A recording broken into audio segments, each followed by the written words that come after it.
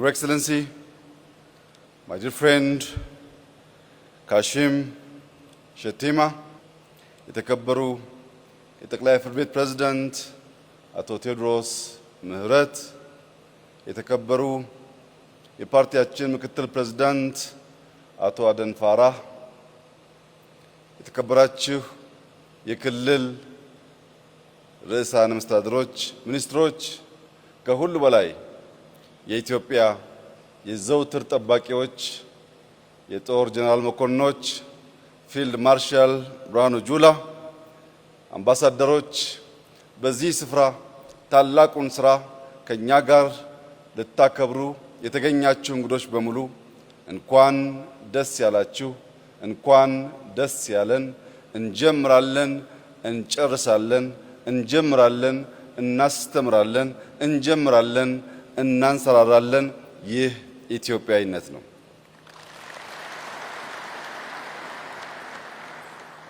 የዘንድሮውን የግሪን ሌጋሲ በመትከል ማንሰራራት የሚል ሞቶ የተሰጠው ነው። በመትከል ማንሰራራት የተባለበት ዋነኛው ምክንያት የግሪን ሌጋሲ የመጨረሻው ዓመት በመጀመሪያው ዕቅዳችን መሰረት የሚቀጥለው ክረምት ነው።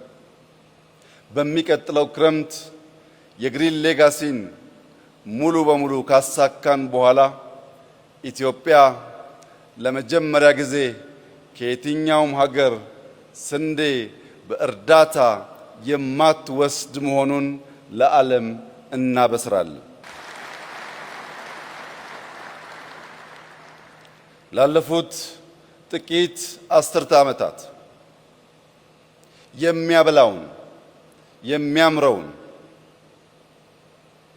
የእናት ምትክ የሆነውን ተፈጥሮ አክብረን አብረን መኖር ባለመቻላችን የሚያስፈራ የገረጣ ምድር በመሆኑ ለምለሚቱ ኢትዮጵያ ለማኝቱ ኢትዮጵያ ሆና በሚሊየን የሚቆጠሩ ሰዎች ከሌሎች ሀገራት ስንዴ መጠበቅ የሰርክ ተግባራቸው ሆኖ ቆይቷል። የግሪን ሌጋሲ እቅዳችንን ስናከናውን ኢትዮጵያ ለመጀመሪያ ጊዜ ጀምራ በጨረሰችው ታላቅ ስራ ከማንም ሀገር እርዳታ የማትወስድ መሆኗን ስንገልጽ ሌሎች አፍሪካውያን ወንድሞቻችን ይህንን አርያ በመከተል አፍሪካ መጋቢ፣ አፍሪካ ሰጪ፣ አፍሪካ ፈርቀዳጅ እንጂ ለማኝ ያልሆነች አህጉር መሆኗን በህብረት በትብብር እንድንሰራ ማሳያም ጭምር ስለሚሆን አፍሪካዊ በዓል ይሆናል። ዛሬ ለዚያ ማሳያ እንዲሆን በአፍሪካ ትልቁን ፖፑሌሽን የያዘችው ናይጄሪያ በኢኮኖሚ እያደገች ያለች፣ በተግባር ሪፎርም በማካሄድ ለአፍሪካ ፈርቀዳጅ ስራዎች እየሰራች ያለች ታላቅ ሀገር አንድ ዓመት ሲቀረን መባቻውን በጋራ ለማክበር ከኛ ጋራ ወንድማችን ካሽም የተገኘ ሲሆን መላው አፍሪካ ከግሪን ሌጋሲ ተምሮ እርዳታን ከውጭ የምናቋርጥበት ዘመን በቅርብ እንደሚሆን ያለኝን ታላቅ እምነት ስገልጽ ከኩራት ጭምር ነው። ኢትዮጵያ ከውጭ ስንዴ እርዳታ ታቆማለች ሲባል ኢትዮጵያ ውስጥ ከሌሎች ወንድሞቻቸው የሚታገዙ ሰዎች ይጠፋሉ ማለት አይደለም። ኢትዮጵያ ከሚቀጥለው ዓመት የግሪን ሌጋሲ ማጠናቀቂያ በኋላ ከውጭ እርዳታ አትቀበልም ማለት በውስጥ አንተጋገዝም ማለት አይደለም። በውስጥ ያሉ እጅ አጠሮቻችንን እኛው ራሳችን ማገዝ እንጀምራለን። ያ እያደገ ሲሄድ ወደ አፍሪካም እናሳድገዋለን። በዚህ ምክንያት በመትከል ማንሰራራት ብለን ጠርተነዋል። የዛሬ ወር ኢትዮጵያ ከተባበሩት መንግስታት ጋር በመተባበር የፉድ ሰሚት ታዘጋጃለች። የፉድ ሰሚት የምታዘጋጀው በምግብ ራስን ለመቻል ባደረገችው ጥረት ምሳሌ ሀገር ትሆናለች ተብሎ በመታመኑ የተባበሩት መንግስታት ኢትዮጵያን ለዚህ ታላቅ ሰሚት መርጧል። በብዙ ሺህ የሚቆጠሩ የዓለም ተሳታፊዎች በአዲስ አበባ ይገኙና የምግብ ሰሚት በጋራ እናከብራለን። እንደገና በወሩ ጳጉሜ ውስጥ የአፍሪካ ክላይሜት ሳሚት ለሁለተኛ ጊዜ የሚከበረው እዚህ አዲስ አበባ ውስጥ ይከወናል። ኢትዮጵያ የክላይሜት ሰሚትን እንድታዘጋጅ የተመረጠችበት ዋነኛው ምክንያት በክላይሜት ፈርቀዳጅ አርአያ ስራ መስራቷ በሁሉም ወንድምና እህት ህዝቦች በመታመኑ ነው።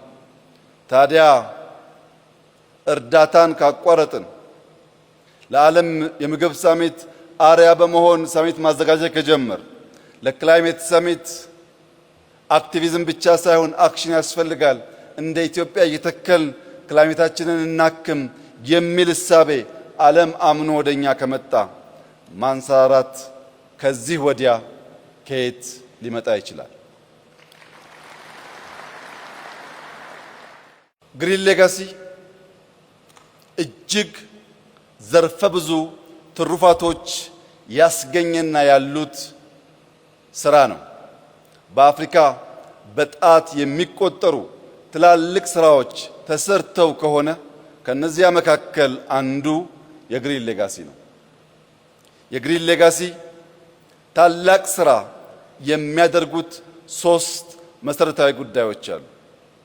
አንደኛው ለተከታታይ ዓመታት ታላላቅ የማይታመኑ ቁጥሮችን አስቀምጦ በሚሊየን የሚገመቱ ሰዎች አሳትፎ ሳያቆራርጥ ያሰበውን የ50 ቢሊየን ችግኝ ለማሳካት አንድ ዓመት የቀረው ሲሆን በዚህ ዓመት ከምንተክለው ጋር ከ47.5 ቢሊየን ያላነሰ ችግኝ በኢትዮጵያ የሚተከል ሲሆን በሚቀጥለው ክረምት ከምንተክለው ጋር 54 ቢሊየን ልንደርስ እንችላለን።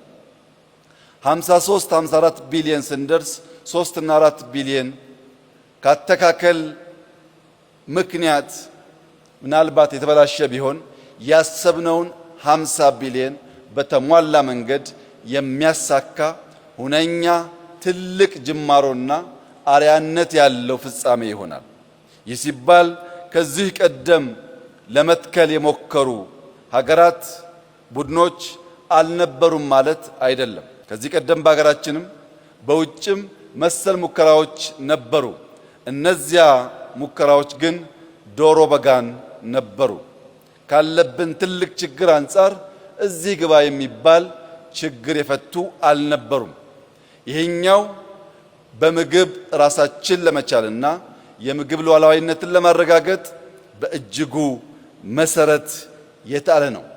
50 ቢሊዮን ችግኝ ከ20 ሚሊዮን በላይ ሰው አሳትፎ የተከለ ሀገር እስካሁን የለም። በዓለም ዘ ቢገስት አፎረስቴሽን የሚባለው በኢትዮጵያ ተጀምሮ በኢትዮጵያ እያለቀ ያለው ግሪን ሌጋሲ ነው።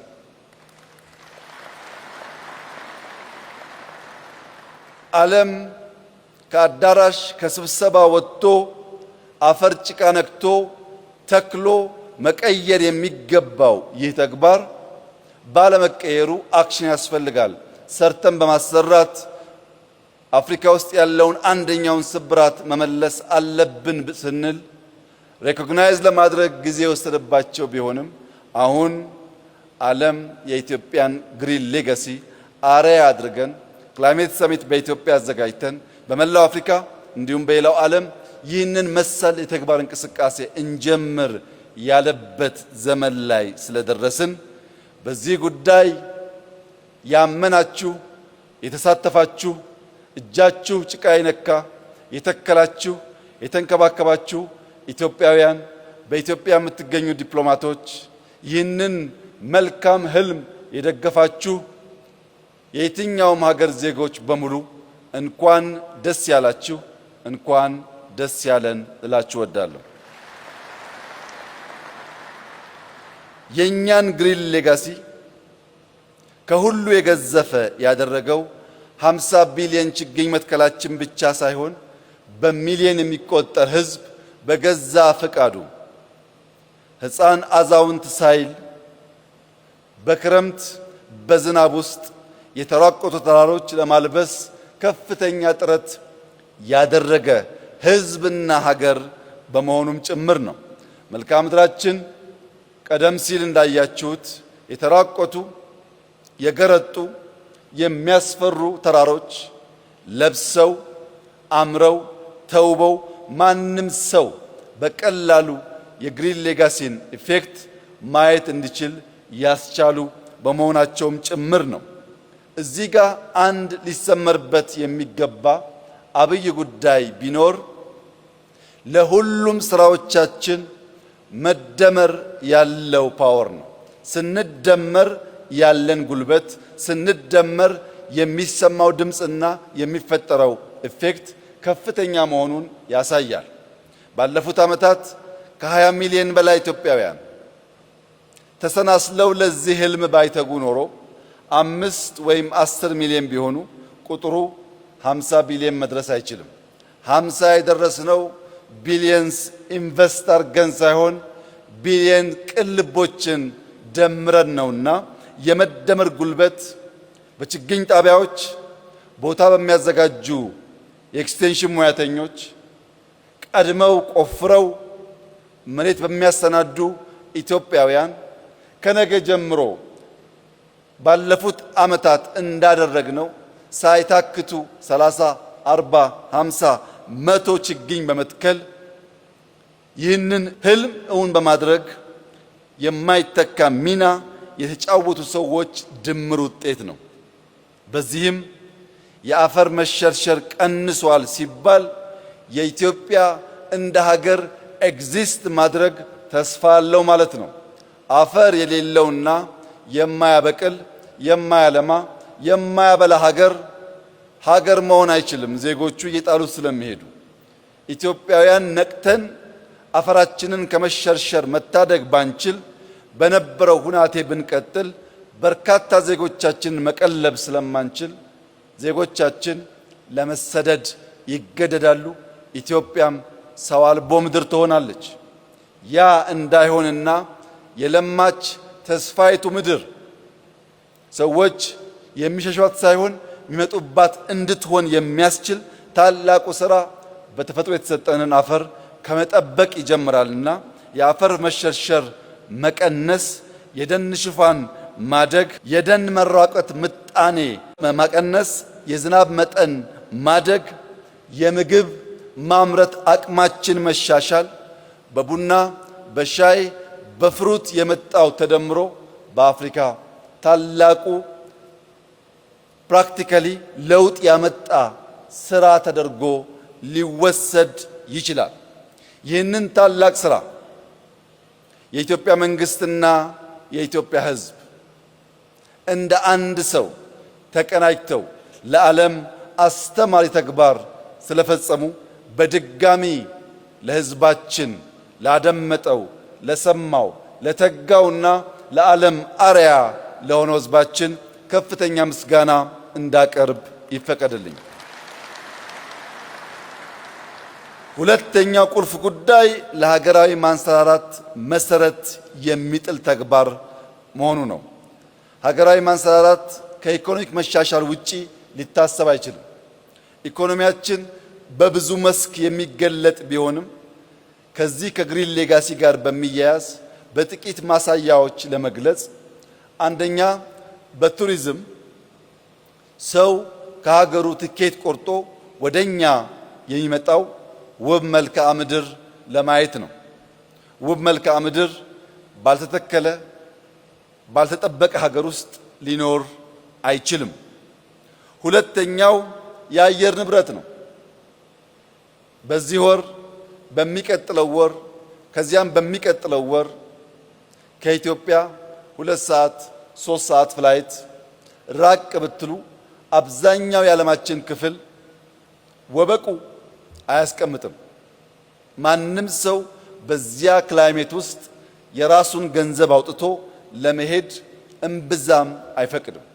በእኛ ሁኔታ ግን ሰው ከፍሎ ይህንን ንጹህ አየር መተንፈስ ቢችል ይህን የሚያምር መልክዓ ምድር ማየት ቢችል ለማንም ሰው ለከፈለበት ዋጋ ለኢንቨስትመንቱ የተሟላ መልስ የሚሰጥ ስለሆነ በየትኛውም መስፈርት እንደ ኢትዮጵያ በለበሱ እንደ ኢትዮጵያ ክላይሜታቸው ባማረ ሀገር ሰው ለሁለት ቀን ለሳምንት እረፍት ቢወጣ እንደ ኪሳራ አይወስደውም። ሐይቆቻችን ወንዞቻችን ስንተክል ይሞላሉ። ሐይቅ ካልሞላ ሪዞርቶቻችን መዝናኛ ሊሆኑ አይችሉም። በዚህ ምክንያት በቱሪዝም መስህብነት በኮንፈረንስ መስህብነት የኛ ክላይሜትና የኛ ሀገር ተመራጭ እንዲሆን ግሪን ሌጋሲ የማይተካ ሚና ተጫውቷል። በዚህ ዓመት ከመቶ በላይ ኢንተርናሽናል ኮንፈረንሶች ኢትዮጵያ አዘጋጅታለች። ከፊታችን ደግሞ ታላላቅ ኮንፈረንሶች ይካሄዳሉ። ለዚህ የግሪን ሌጋሲ ግብዓት እጅግ ከፍተኛ ነው ብለን መውሰድ እንችላለን። ከግብርና አንጻር የአፈር መሸርሸር ምርታማነት እንዲያድግ የዝናብ መጠን እንዲጨምር የከርሰ ምድር ውሃ ብቻ ሳይሆን የዝናብ መጠን እንዲጨምርና እርሻችን በዝናብ እጥረት ምክንያት እንዳይደርቅ በዘራነው ልክ ሳይሆን አብዝተን ሃርቨስት ማድረግ እንድንችል አግዟል። ለዚህ አንዱ ማሳያ ቡና ነው። ቡና ባለፈው ዓመት 1.4 ቢሊዮን ዶላር ኤክስፖርት ስናደርግ በሚቀጥለው ዓመት በእርግጠኝነት ይጨምራል ብዬ መናገሬ ይታወሳል። ነገር ግን ምንም ይጨምራል ብዬ ብገምት ቡና በአንድ ዓመት 2.5 ቢሊዮን ዶላር ይደርሳል ብዬ አልገመትኩም። ግሪን ሌጋሲ ዘንድሮ 2.5 ቢሊዮን ዶላር ከቡና እንድናስገኝ አስችሏል። ቡና ካልተከሉት ቡና ካልጠበቁት እንዲሁ ምርቱ በቂ ሆኖ የኛን ፍጆታ ሸፍኖ ኤክስፖርት በዚያ ልክ ሊመጣ አይችልም። ያ የሆነው በግሪን ሌጋሲ ስራችን ነው። በኢንዱስትሪ የሚወሰን እንደሆነ ግብርና ትልቁ ግብዓት ነው። ከግሪን ሌጋሲ አንጻር ቅድም ባምቡ ታይቷል። ከባምቡ በተጨማሪ ለወረቀት ግብዓት የሚሆን ዛፍ በስፋት በመትከል የወረቀት ፋብሪካ በኢትዮጵያ መትከል ከቻል ለወረቀት የምናወጣውን ከፍተኛ ወጪ መቀነስ ብቻ ሳይሆን ለህትመት ለትምህርት ስርዓታችን በእጅጉ የሚያግዝ ይሆናል። ለኢንዱስትሪ ግብዓት ነው። ለግብርና ወሳኝ ነው። ለቱሪዝም ወሳኝ ነው። ኢኮኖሚያችን በአጠቃላይ የሚያነቃንቅና የሚያሳድግ ነው። ለማኝ የተባለችውን ሀገር የምግብ ሉዓላዊነት ያረጋገጠች ሀገር የሚያስብል ታላቅ ስራ ነው። ሶስተኛው የግሪን ሌጋሲ ቁልፍ ስራ ነገን ተመልካች መሆኑ ነው። ዛሬ የምንተክለው ነገ ልጆቻችን ይጠለሉበታል ብለን ነው። ዛሬ የምንተክለው ነገ ልጆቻችን አይሰደዱም ብለን ነው። ዛሬ የምንተክለው ነገ ልጆቻችን አይለምኑም ብለን ነው። ልጆቻችንን በቤት ውስጥ መመገብ በቂ አይደለም። ልጆቻችን ሀገራቸውን ጥለው እንዳይሄዱ ለሀገራችን መሰረት መጣል አለብን። የተከበራችሁ ኢትዮጵያውያን ሆይ እጃችን አፈር ካልነካ ጭቃ ካልነካ ካልደከምን የሚገነባ ሀገር የለም። ሁሉም ያማረ ሀገር በጀግኖች ልጆቹ በሆነ ዘመን በተፈጠሩ ትውልዶች የተሰራ ነው። ይህ ትውልድ የኢትዮጵያን እርግማን፣ የኢትዮጵያን የታሪክ ጥፋት፣ የኢትዮጵያን የልመና ታሪክ የሚቀይርና ኮርተው በሀገራቸው የሚኖሩ ራሳቸውን የሚያግዙ ሌሎች የሚተርፉ ልጆች የምንፈጥርና የምናወርስ መሆን አለብን። ለዚህ ታላቅ ተግባር የተመረጠ ይህ ትውልድ ኩራት ሊሰማው ይገባል። ለልጆቹ መልካም ሀገር ሰርቶ ማለፍ የሚያኮራ ተግባር ስለሆነ በዚህ ታላቅ ቀን ለመላው ኢትዮጵያውያን በተለይም ለወጣቶች በጣም በተለይም ለታዳጊዎች አደራ ማለት የምፈልገው ግሪን ሌጋሲ ፖለቲካ አይደለም። ግሪን ሌጋሲ ብሔር አይደለም። ግሪን ሌጋሲ ሃይማኖት አይደለም። ግሪን ሌጋሲ ጾታ አይደለም። ግሪን ሌጋሲ ጥቁር ነጭ አይደለም። ግሪን ሌጋሲ ኢትዮጵያን ማልበስ፣ ኢትዮጵያን መስራት፣ ኢትዮጵያን ለትውልድ አስቦ ማሻገር ስለሆነ የእናንተን ነገ አምሮ ታዩት ዘንድ ከነገ ጀምሮ ዝናብ ቢሆን ጭቃ ቢሆን አድካሚ ሁኔታ ቢሆን ካላችሁበት ነገር ተነስታችሁ በየቀኑ በመትከል ለዘንድሮ ያቀድነውን 7.5 ቢሊዮን ችግኝ በጋራ በርብርብ እንድናሳካ በታላቅ ትህትና ልጆቻችንን ወጣቶቻችንን ማሳሰብ እፈልጋለሁ።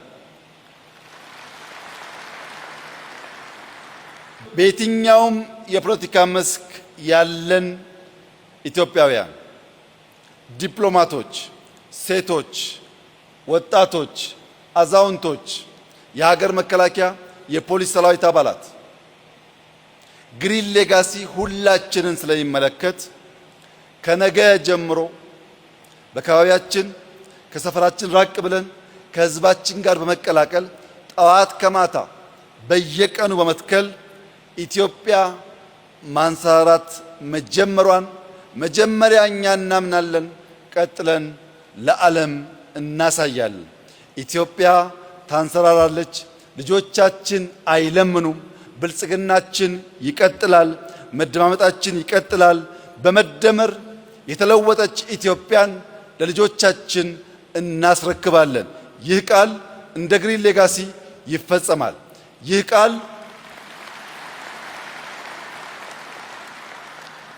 ቃል በየትኛውም ሁኔታ ልጆቻችን ሲሰጡ እንጂ ሲለምኑ የማናይበት የመጨረሻ ወራቶች ስለሚኖሩን በእኔና በእናንተ ጡረታ ዘመን የግሪን ሌጋሲ ውጤት ኢትዮጵያ ረጂ ሆና በጋራ እስክናያት ድረስ ጉዟችን አድካሚ፣ ረጅም ነገር ግን ፍሬያማ ስለሆነ ተባብረን ኢትዮጵያን ለማበልጸግ በጋራ እንድንቆም በታላቅ ትህትና አደራ ልላችሁ ፈልጋለሁ። ስለመጣችሁ እጅግ አድርጌ አመሰግናለሁ። ይህን ያዘጋጀ እጅ፣ ያሰቡ አእምሮዎች፣ የደከሙ ኢትዮጵያውያን በሙሉ ምስጋና ይገባቸዋል። እኛም ወግ ደርሶናል። እንኳን ደስ ያላችሁ። አመሰግናለሁ።